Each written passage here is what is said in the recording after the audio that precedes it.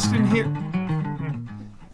Hello, Justin here with the Atlanta Brick Co. And I have somewhere. There he is! MOC Master Mark is here in the house. And he has created 3 gorgeous additions to our own Atlanta Brick Co. city. Which one do you want to go into first? The McDonald's is probably the easiest one to start with. All right, let's do that. Let's move these out of the way. Okay. Now, the joke of the store is that you love McDonald's in real life. Yes. You eat there frequently. Mm-hmm. Well, semi-frequently.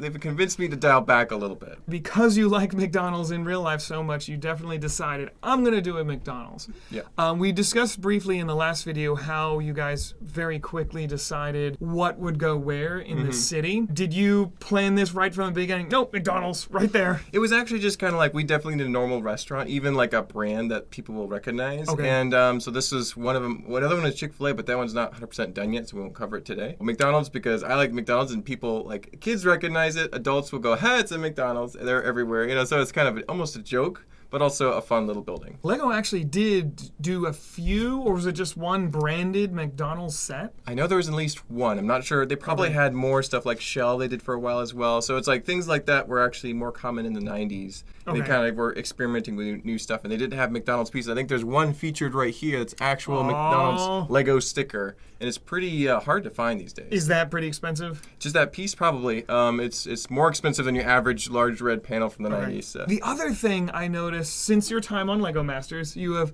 also added a lot more moving parts. This top arch, the golden arches, actually spins around. We'll plug it in and let you see. Was that something that because of Lego Masters you wanted to do, or is that something Chris asked you to do? A little bit of both. Having done just the first episode, right out the gate, they're like, he needs to have one type of motion. Steve and I went with 3 different angles of motion and had a lot of fun with that. And so Chris is like, hey, the city would really be a lot more interesting if things were actually moving. And so this is part of that kind of new take on the Lego building of the city, is that you have power functions here in the back. This little motor, I can actually turn and show you. Just a small motor. It's got a little gear right here that slows it down just a little bit, because if you had that directly geared up to that, it would just be spinning like a blender, and it would probably be dangerous. So they're making shakes. Exactly. That's the ice cream machine's working. But no, it slows it down, spins nicely. We're going to eventually print the sign for that smooth area right there. Just McDonald's. We just haven't gotten to it yet. Finishing all the signage before we print out stuff to stick on stuff. And you said this is modeled after a real fancy McDonald's that you are familiar with? I'm like, what kind of McDonald's would fit in a very small city block area? I looked up like urban McDonald's or something like that, and one came up that looked very similar to this kind of modern design. And I'm like, that looks really cool, and I actually have the right pieces to do that, so it worked out perfectly. It's very much based off of one. That one, in this case, was just one front of the building was visible. It was between 2 other buildings. This is a corner, so it's a little bit different, but the style is very much inspired by an actual McDonald's in a city. I think it was New York. So. I watched a video recently. This is going on a tangent. Why all fast food restaurants look the same now? Wendy's, McDonald's, Burger King, you can take the sign off, and you won't be able to tell the difference. And the reason why is because they had fast casual dining come out with Chipotle's and Panera, and they became so successful that Wendy said, we need to rebrand this. So they did a lot of research. It had nothing to do with aesthetics or art or anything. It was just like, what does the research show? How do we get people into our store? And they came up with something very similar to this. And then all the other fast food restaurants followed suit. So now Chick-fil-A, they're almost all indistinguishable from each other. Yeah, very similar architecture, similar layout, you know, so they've all found that seems to work the best mathematically over the biggest scale, you know. In the video, they specifically mentioned like the gaudy colors from the 50s and 60s where fast food came from weren't appealing to the public anymore. They like earth tones. They like a lot of glass so you can see how clean it is. It all had to do with research. But you have made this look very beautiful. Appreciate it. So let's go in for a closer look and see all the details up close. Oh, look at this. I am loving it. The modern McDonald's. Very fancy McDonald's. The fanciest McDonald's I've ever seen. One thing I want to discuss over here is this is actually a sticker that was traded into us as is, I believe, or we got it somehow. It's just 2 normal panels, but it's a custom sticker right here with a little Coca-Cola looking like a Lego brick. I like the Mosaic. intentional pixelation to make it look like it's a mosaic. Exactly. It could easily be a normal Coca-Cola sign, but it's a Lego-style Coca-Cola sign that we just stuck up there because McDonald's and Coca-Cola are one and the same. You know, they work together. You got the second story. This would pretty much be the dining area. You got some nice windows. You got a little asymmetrical style on this side here. You can see that nice little red bar on the smaller windows on the inset there. As this kind of white exterior detail goes all the way around and wraps around the whole thing, kind of like a maze. I really like the look of that. Like you said, it's a very modern, very clean style. This is very similar to what I was seeing in real life, and then just kind of working around the corner, I think even accentuates the style, the blocky, very modern, clean style.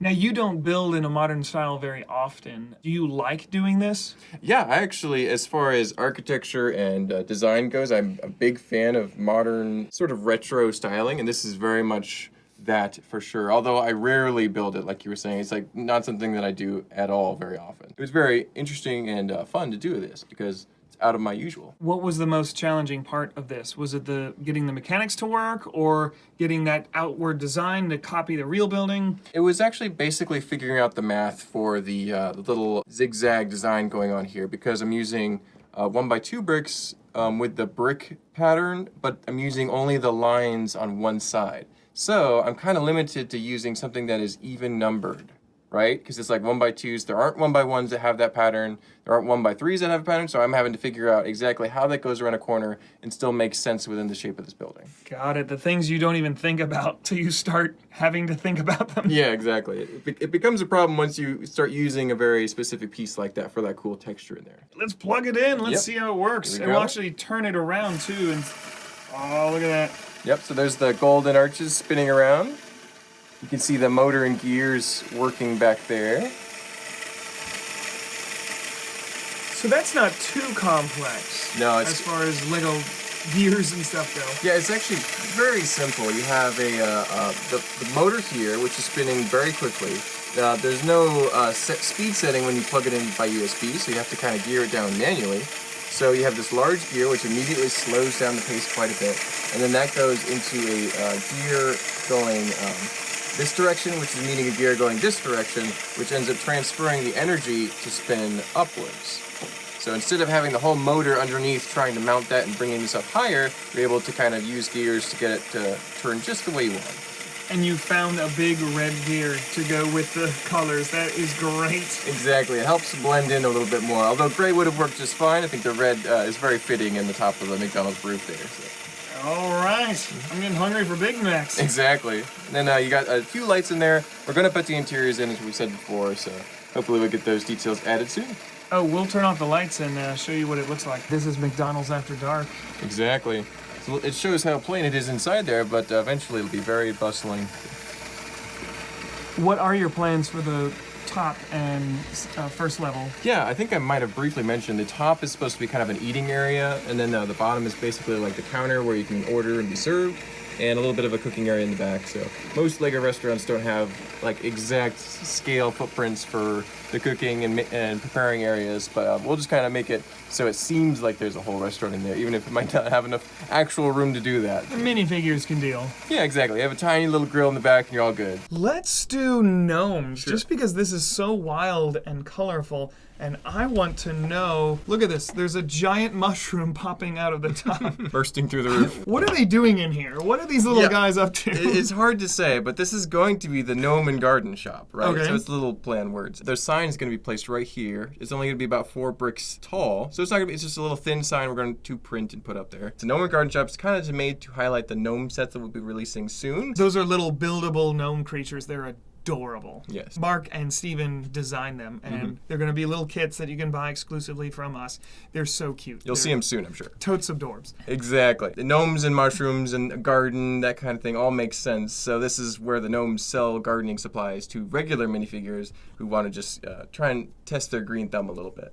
And so, yeah, it's made to look kind of classic, very, very colorful. You got grass on the roof. It's pretty different. And wait till we show you this on the close-up. This glows and moves. How did you do that? Similar to how we had the McDonald's sign moving, we actually did one, but in this case it switched into a crankshaft, which points upwards. So you're going to have that kind of moving motion, like it's like bursting through the roof, it's growing, but it's at an angle a little bit. It's not just straight up. So that is the main movement element there, and it just comes up and down through this one window panel. Actually, it's kind of like a door panel as well. It's a little bit crooked. It's not like the strongest connection, but it works. I think it looks better that it's not straight. Exactly. It kind of goes sideways because mushrooms are curvy and organic looking. And despite it not being perfectly aligned, it does run consistently all the time.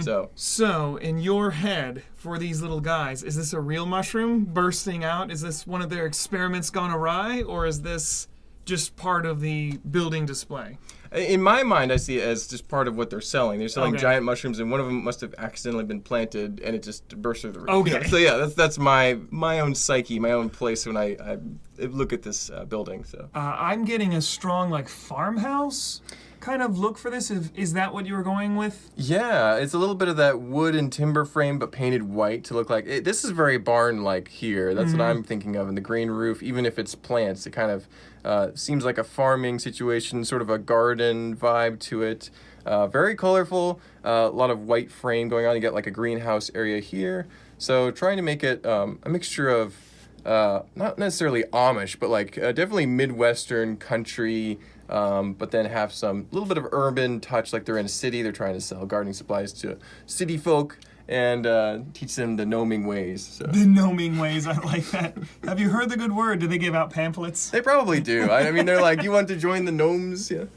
Now, the gnome creatures you guys make, they are not going to appear because they're too big, right? They're not minifig scale? Yeah, we're debating whether or not, we might actually put one here as like, he's like a roadside attraction, like a big carved gnome or something like that, but there's going to be little gnomes working here, probably, some minifigure scale ones. So. Okay, that's right. The CMF did have a gnome, didn't it? Yeah, or you can get the parts from various sets to complete gnomes. So okay, it's make your own gnome. Exactly. We'll make a few gnomes with the parts that we have. So. All right, what does it look like on the sides? Is there anything to... Okay, there's a little bit of window. Just a little bit of window. The backs are all the same colors as the stories that represent them. But the first story is pretty open. There's going to be a counter area where you can purchase things. There's a little garden spot with planted plants that you can buy. And so there's going to be probably some tools on the wall, wheelbarrows, shovels, pickaxes, all the stuff you need to garden in your backyard. Next story, this is all one story, it's not two stories. And that area is pretty much dominated by the mechanics of the moving mushroom. This area is pretty open, however, there'll probably be more merchandise in that area. So we do want to look at this roof. I love this little organic grass roof. Yes, I actually really love to build grass roofs just because they're very popular in places like Iceland and Greenland where there are a few trees. And I always find it really interesting to see that. I'm thinking, I'm already building a green roof and I don't really have enough pieces to make it either slope or brick. So I'm just going to put some plants on and it becomes an organic piece.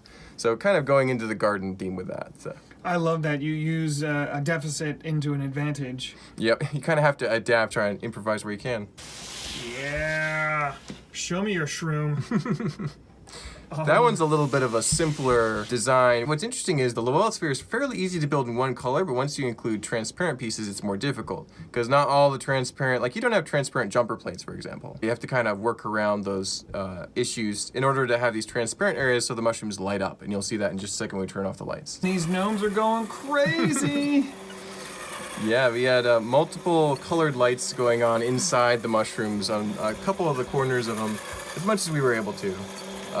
And because they're all different lights, there's so many plugs at the back, I didn't have any extra electrical space for lights inside the building. But we might add some later once we do the interiors if we decide it's really important to see what's going on in there. But for now, it's all about those big mushrooms on the roof. So how many lights is that, are we looking at? Well, so each light that you see is an individual plug. So you're looking at 4, 6, I believe it's 6 plus the motor. So it's 7 different plugs just for this one building. And like, for example, the Jurassic Perk one has like 3. So this is already, more than double what you're seeing in the other buildings as far as plug usage here. So this is just room lights and no studio lights. So you can see a little bit of the glow and how it looks in your own Lego display, I would say. Yep, or in the store. So cool. You can even see that crankshaft moving that mushroom up and down. Slowly but gently.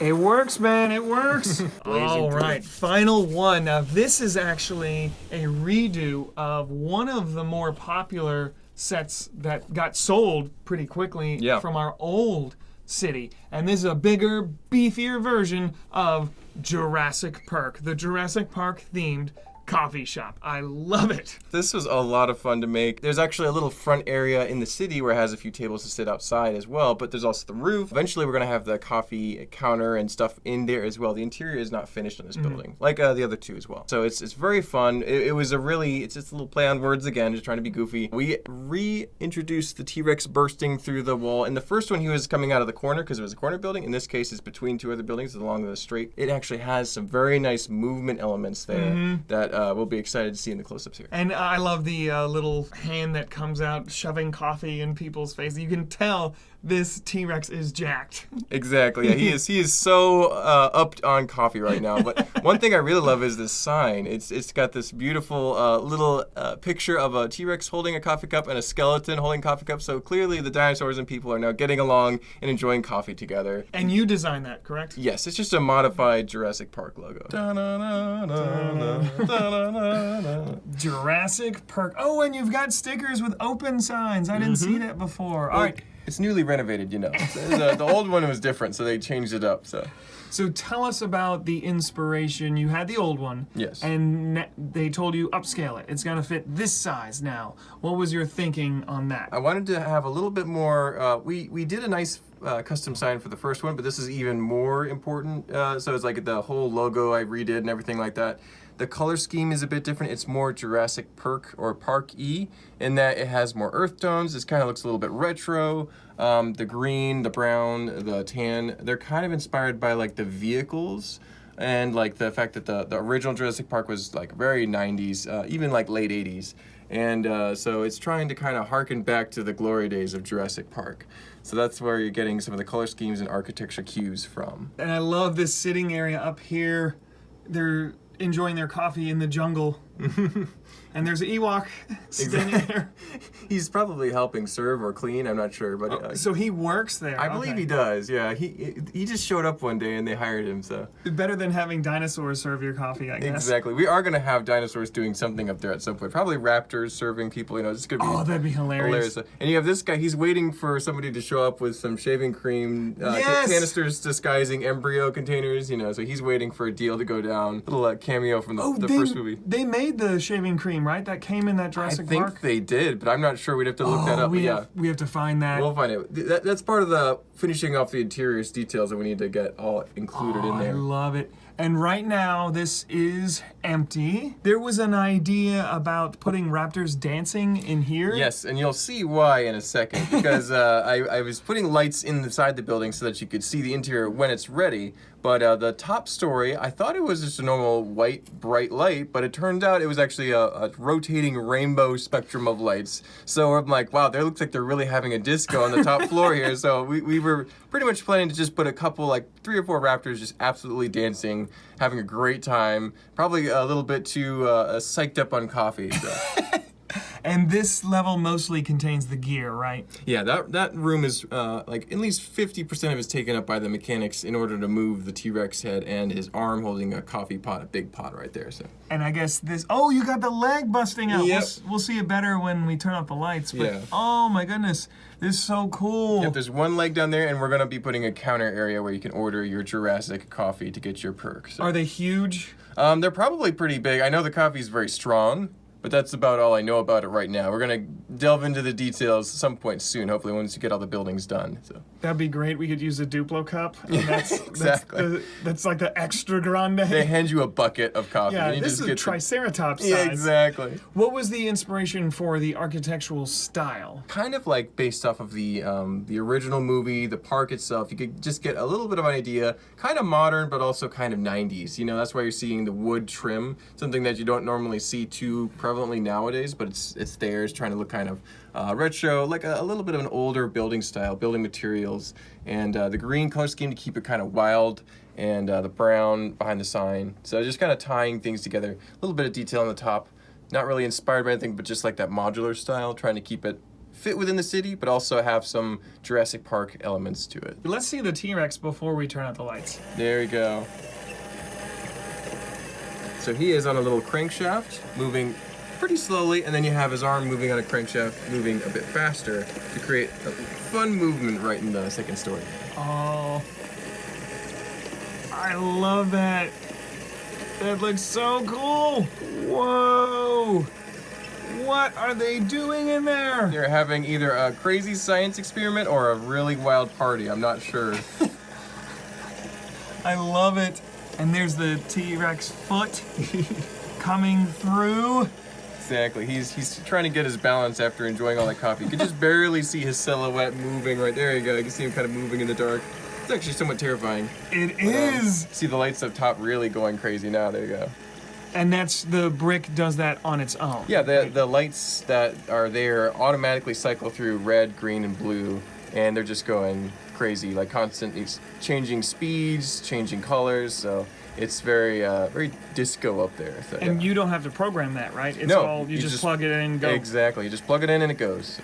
That is so cool. All right, Mark, thank you so much for taking us through and letting us look at these amazing buildings. Now, of course, all of these are for sale if anyone wants them. As we always like to put that stipulation, the larger ones are going to be more expensive. Just we have to pay for the Mark's time to building them and all the pieces that are involved. Larger ones, of course, are going to be a little higher, but these are really, really cool. You said you and Angie are going to start putting an interior as well? Yeah, so these guys, we were kind of in a haste to actually fill out the space of the city so it didn't look so blank. So I was doing just the exteriors and having the rooms inside ready for interiors. When we get around to it, we're also building the big Marvel city right behind it as well. So we've been cranking out buildings, multiple buildings a day for the past week and a half, 2 weeks. We're just trying to get all the exteriors done, then we can focus on all those awesome details. They don't have any interiors yet, but we're hoping to put those in soon, especially with Angie's help. She really loves interiors. She's good at that. Thank you so much. If you're not subscribed already, please subscribe. We will bring you more content like this.